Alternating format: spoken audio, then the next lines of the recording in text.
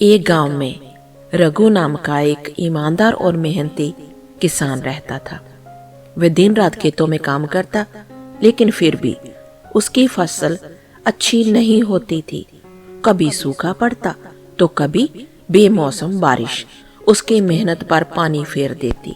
वह हर दिन भगवान से प्रार्थना करता, लेकिन हालात में कोई बदलाव नहीं आता। रघु को लगता कि भगवान उसकी नहीं सुन रहे।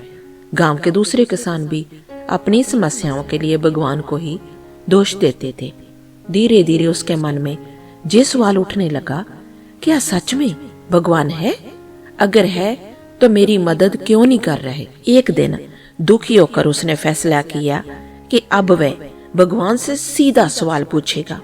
उसने गांव छोड़ दिया और जंगल की ओर चल पड़ा। रास्ते में उसे एक साधु मिला।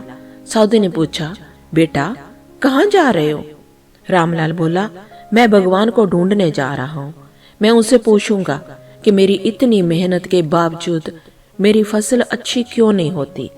साधु मुस्कुराए और बोले, अगर तुम्हें भगवान मिल जाए तो मेरी भी एक बात पूछ लेना। मैं पिछले 20 सालों से तपस्या कर रहा हूँ, फिर भी मुझे ज्ञान की प्राप्ति क्यों नहीं हुई? रघु ने हामी भरी और आगे बढ़ गया।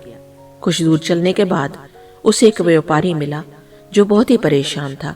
उसने रघु से पूछा, कहाँ जा रहे हो? रघु ने जवाब दिया, भगवान से मिलने जा रहा हूँ।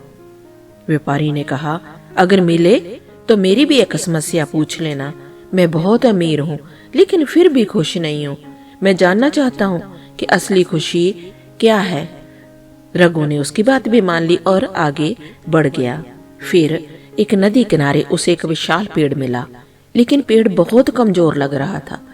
पेड़ ने किसान से कहा, अगर भगवान से मिलो तो मेरी भी समस्या पूछ लेना। मैं हरा भरा क्यों नहीं हूँ? मेरी जड़ें कमजोर क्यों हो गई है? रघु ने हामी भरी और अपनी यात्रा जारी रखी। कई दिनों की यात्रा के बाद रघु एक पहाड़ की चोटी पर पहुंचा, जहां भगवान का निवास था। वहां उसने भगवान से विनम्रता से कहा, भगवान मैं आपसे कुछ प्रश्न पूछने आया हूँ। भगवान मुस्कुराए और बोले, पूछो वत्स। रघु ने सबसे पहले अपनी समस्या बताई। मैं दिन रात मेहनत करता हूँ, लेकिन मेरी फसल अच्छी नहीं होती। क्या मेरी मेहनत बेकार जा रही है? भगवान ने जवाब दिया, तुम बहुत अच्छे किसान हो, लेकिन तुमने कभी मिट्टी की जांच ही नहीं की, खाद सही से डाली नहीं और पानी का सही इंतजाम नहीं किया। तुम्हारी समस्या का हल तुम्हारे हाथ में है। रघु को यह सुनकर अजीब लगा, लेकिन उसने भगवान से साधु, व्यापारी और पेड़ की समस्या भी पूछी। भगवान ने उत्तर दिया, साधु को ज्ञान तभी मिलेगा जब वे अपनी तपस्या को सही दिशा में लगाएं। उसने सिर्फ ध्यान किया, लेकिन सही ज्ञान की खोज नहीं की।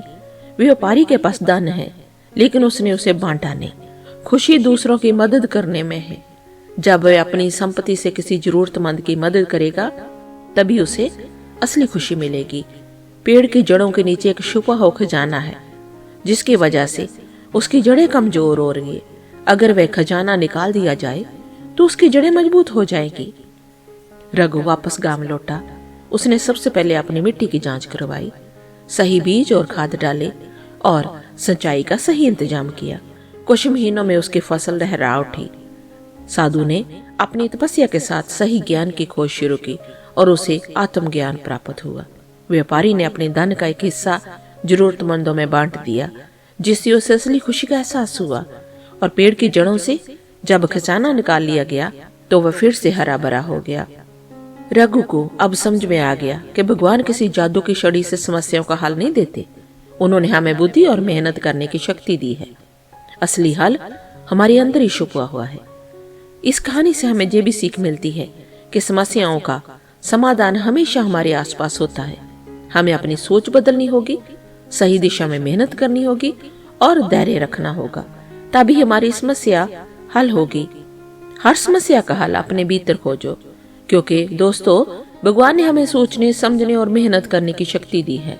फिर मिलते हैं एक और नई कहानी के साथ। अपना रखें ख्याल। धन्यवाद।